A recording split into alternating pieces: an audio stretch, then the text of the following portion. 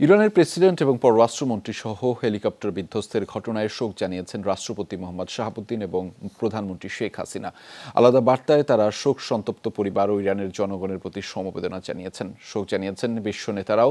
রইসের মৃত্যুতে শোক বার্তা দিয়েছে ইউরোপীয় ইউনিয়নের নেতারা। সৌদি আরবের বাদশাহ সালমানও এক বিবৃতিতে সমবেদনা ও সহমর্মিতা জানিয়েছেন। আরব আমিরাত, কুয়েত, কাতার, ইরাক সহ মধ্যপ্রাচ্যের বিভিন্ন দেশের নেতারাও এই মর্মান্তিক দুর্ঘটনায় শোকাহত। শোকবার্তা পাঠিয়েছেন তুরস্কের president Recep Tayyip Erdogan. Ankara যে কোনো ধরনের সহায়তা দিতে প্রস্তুত বলেও জানিয়েছেন তিনি। ইরানের প্রেসিডেন্টের নিহতের ঘটনায় শোক জানিয়েছেন চীন, রাশিয়া ও তেহরানের কাছে শোকবার্তা পাঠিয়েছেন মালয়েশিয়া, পাকিস্তান, ভারত সহ এশিয়ার বিভিন্ন দেশের প্রধানমন্ত্রীরাও। একদিনের রাষ্ট্রীয় শোক পালনের ঘোষণা দিয়েছে পাকিস্তান। সমবেদনা ও সহমর্মিতা জানিয়েছে ইউরোপের দেশ ফ্রান্সও। দুর্ঘটনার খবরটা শোনার পরপরই আমরা ইরানি কর্তৃপক্ষের সাথে যোগাযোগ করি, জানাই সব সক্ষমতা দিয়ে উদ্ধার কাজে সাহায্য করব তাদেরকে। সাথে সাথে আকিঞ্চি ড্রোন আর নাইট ভিশন হেলিকপ্টার পাঠাই অঞ্চলটিতে। আমাদের উদ্ধারকর্মীরাও তাৎক্ষণিক এলাকাটির উদ্দেশ্যে রওনা দেয়।